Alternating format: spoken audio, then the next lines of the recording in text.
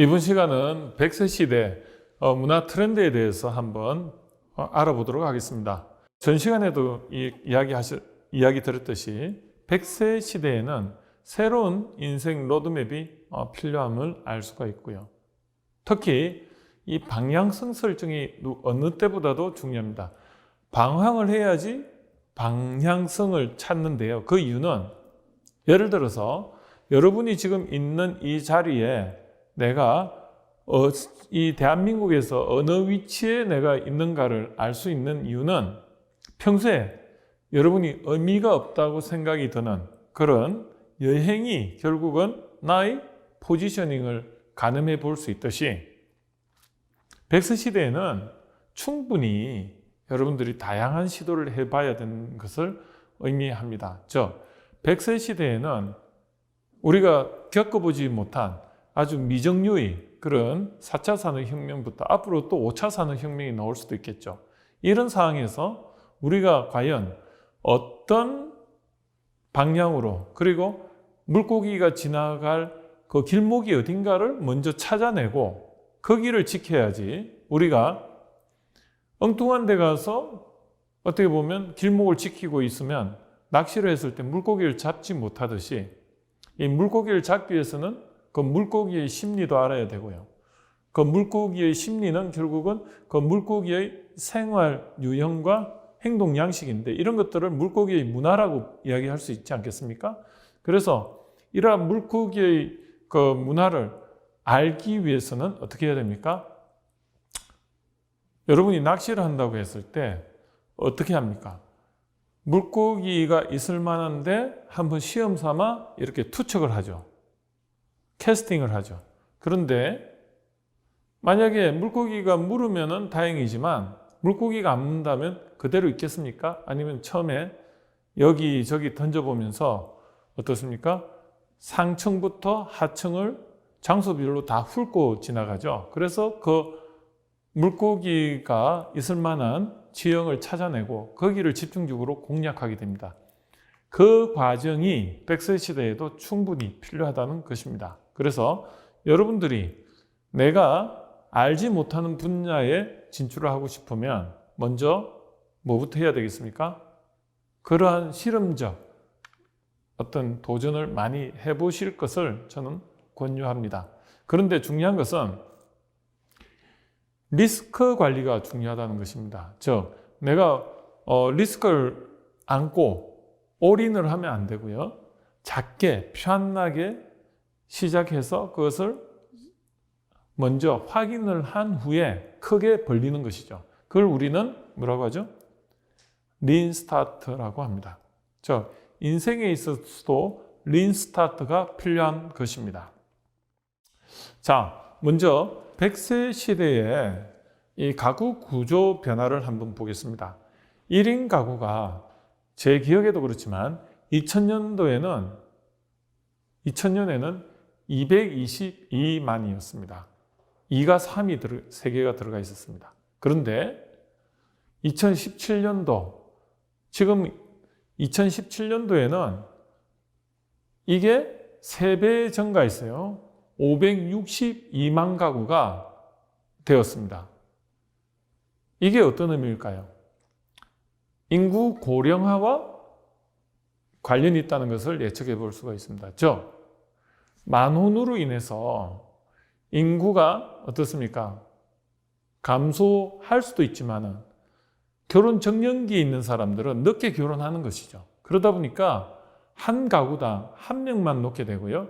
그 에코세대가 그런 어떤 현상이 나타나고 있고요. 그 에코세대가 또 에코세대의 또 그 자녀들이 또 늦게 결혼하게 됨으로 인해서 이제는 만혼이 아주 보편화되게 되어 있습니다. 그러다 보니까 부모님과 살아야 되는 기간도 늘어나고요.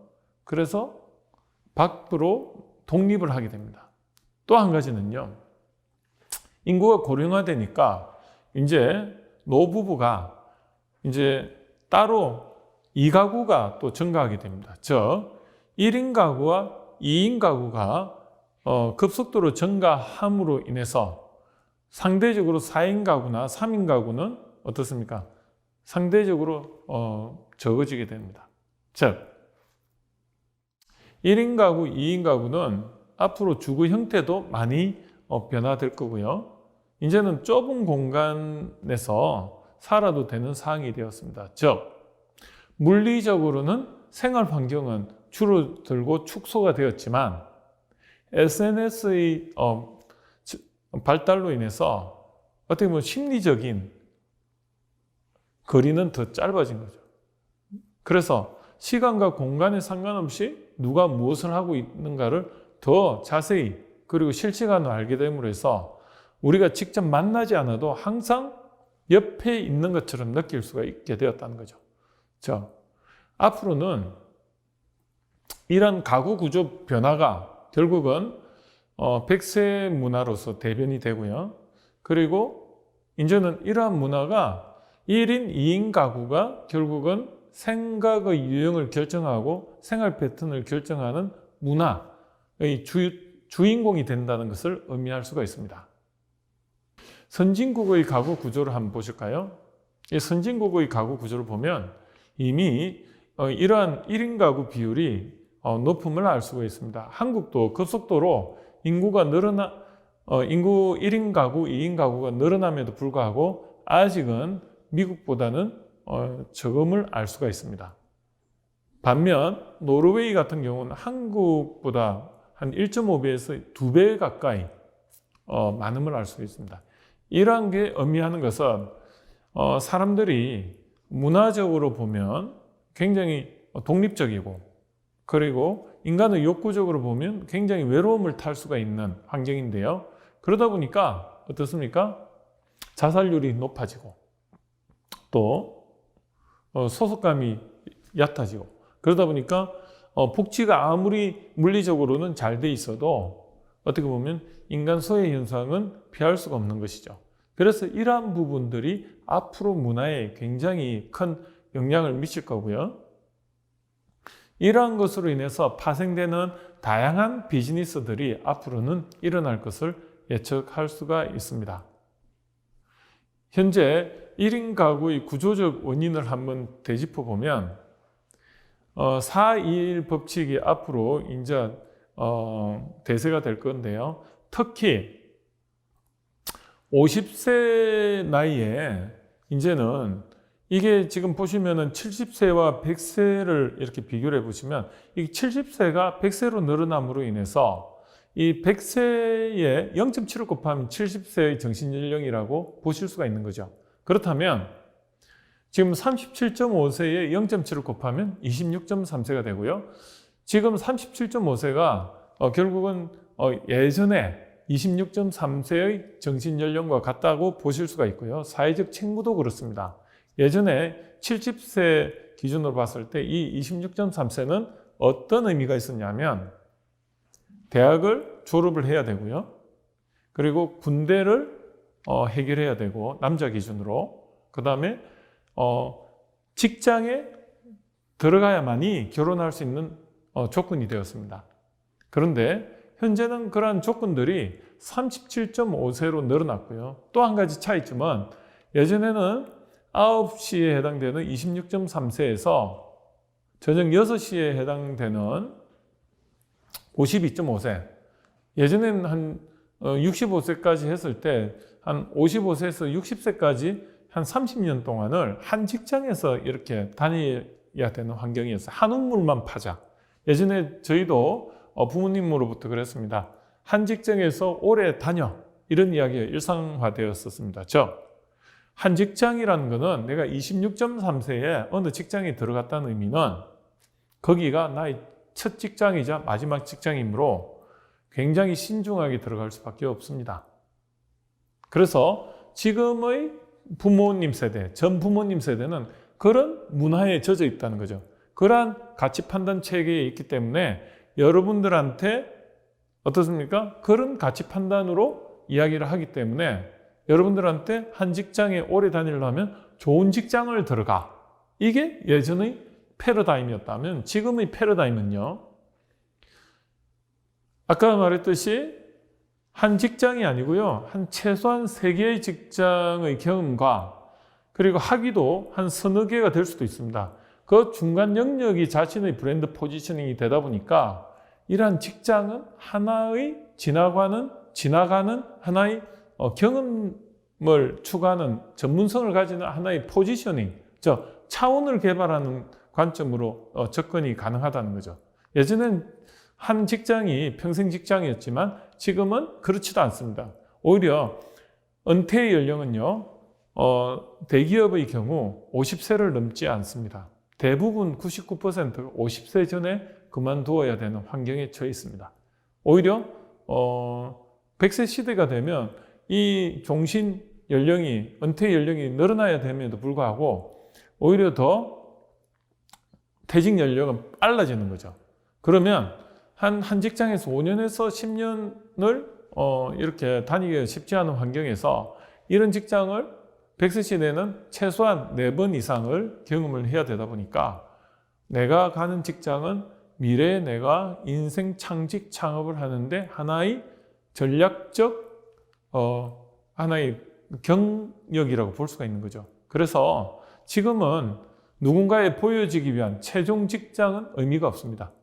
내가 하고자 하는, 처음에 말했듯이 인생의 방향을 설정하는데 필요한 why 관점에서 내가 세상에 이바지할 수 있고, 그리고 what 관점에서 내가 무엇을 하고 싶은가의 관점에서 이 직장이 도움이 되느냐 안 되느냐, 그 관점에서 판단을 해야 되기 때문에 지금의 직장 개념은 예전의 직장 개념과 많이 달라져 있음을 인지하실 것을 말씀드리고 싶습니다.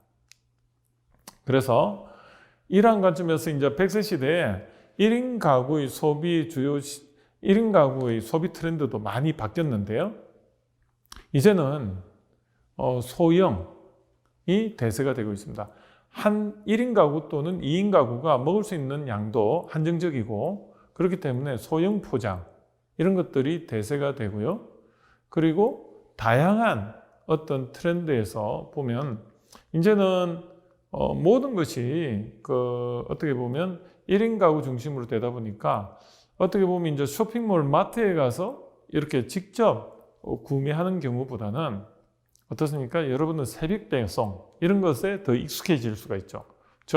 1인 가구를 타깃으로 하면서 매일 아침에 신선한 채소를 공급하는 이런 비즈니스들이 앞으로 소비 트렌드의 아주 메인으로 이제는 어떻게 보면 소비 문화가 바뀌는 거죠. 이런 것들이 결국은 1인 가구 소비 트렌드의 굉장히 중요한 부분이 될 거고요. 그리고 혼자 살다 보니까 이제는 어떻습니까? 안전에 대해서도 더 관심이 많아집니다.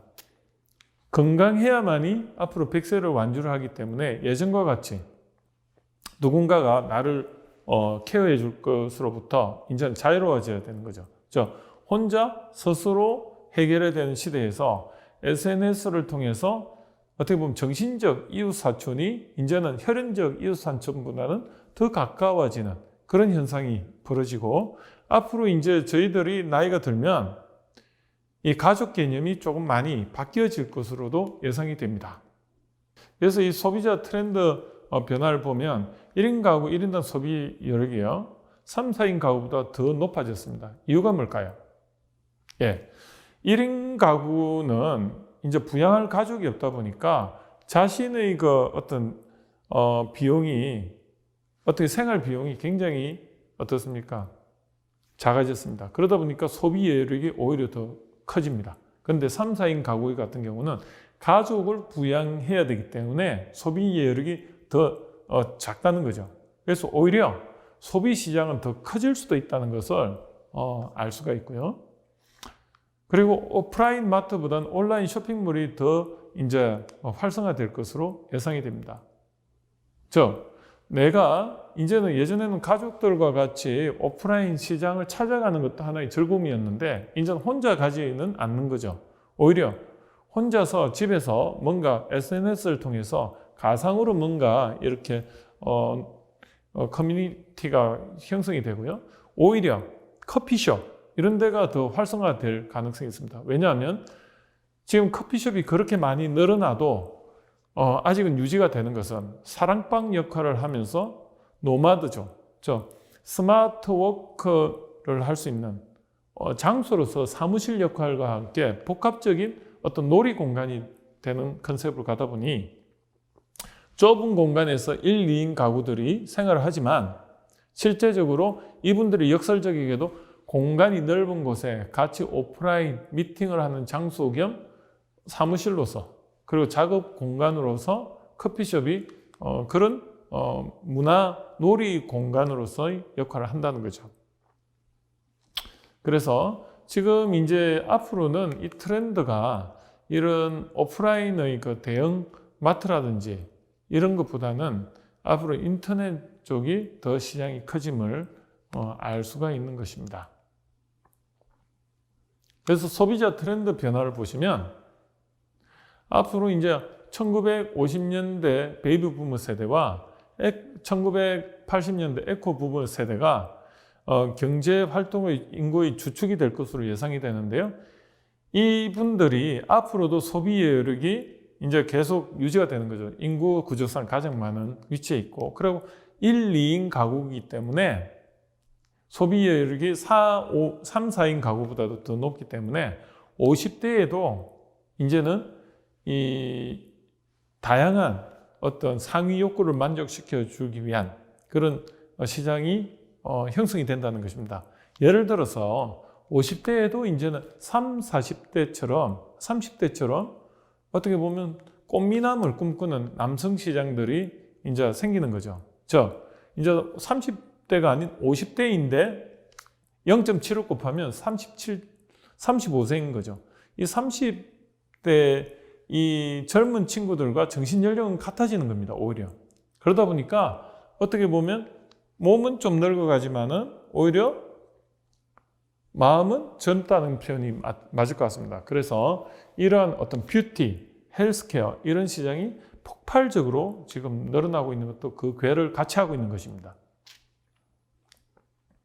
그리고 또 한 가지는 1, 2인 가구가 소비 여력은 늘어나고 그러면서 또 외로움, 인간의 그 상위 욕구에서 어떤 관심, 사랑 이런 걸 받고 싶은 욕구가 어떻습니까? 이 동물, 동반 시장 이쪽이 또 부상을 하게 됩니다. 그래서 지금 현재 보면 이 강아지나 이런 고양이 시장이 굉장히 커지고 있음을 알 수가 있습니다.